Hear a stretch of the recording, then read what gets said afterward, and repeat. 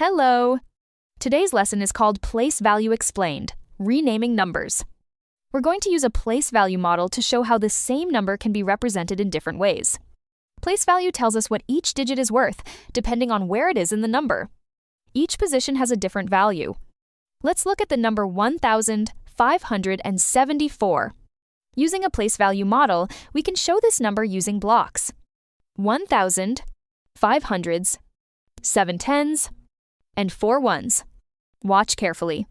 If I rename 1,000, I can trade it for 10 hundreds.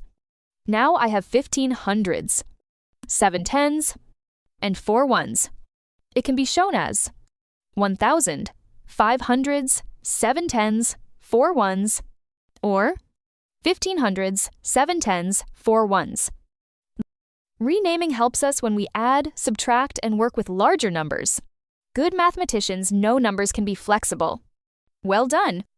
If this lesson helped you, give the video a like. And subscribe to our channel for more maths made easy. See you next time!